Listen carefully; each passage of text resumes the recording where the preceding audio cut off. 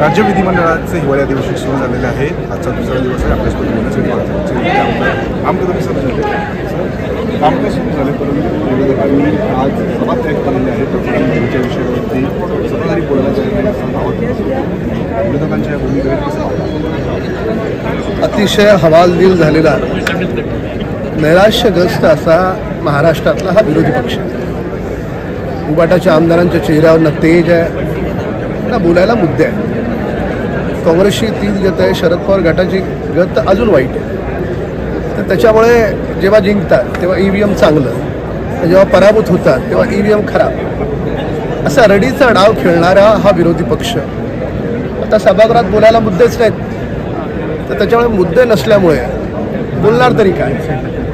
अरे बोलताना एक आतून असा स्पार्क लागतो, चेतना लागते, तर तो स्पार्कच त्यांच्यामध्ये दिसत नाही.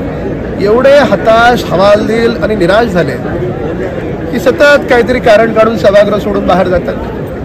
तर सभागृहात बोला, कुणी अडवलं तुम्हाला? उगाच लोकांना भ्रमित करायचं, काहीतरी खोटं सांगायचं, EVMच्या नावानं रडायचं. तर त्याच्यामुळे मुद्दे नसलेला हा हवालदिल विरोधी पक्ष. उद्धव ठाकरे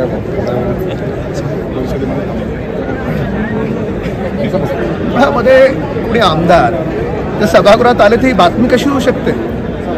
पण श्रीमान उद्धव ठाकरे येतात ही बातमी याच्यासाठी होते की ती येतच नाहीत. ते पूर्ण अधिवेशनाच्या कालखंडात एक दिवस येतात. जे मुख्यमंत्री असताना घराच्या बाहेर पडत नव्हते, कुणाला भेटत नव्हते.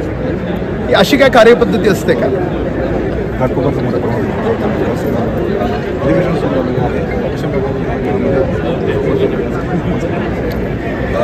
नाही, माझ्या घाटकोरमध्ये मी 2,500 कोटीचे वेगवेगळे प्रोजेक्ट्स आणलेले आहेत. तिथे प्रथमतः आपण पाण्याच्या टाक्या बनवतो.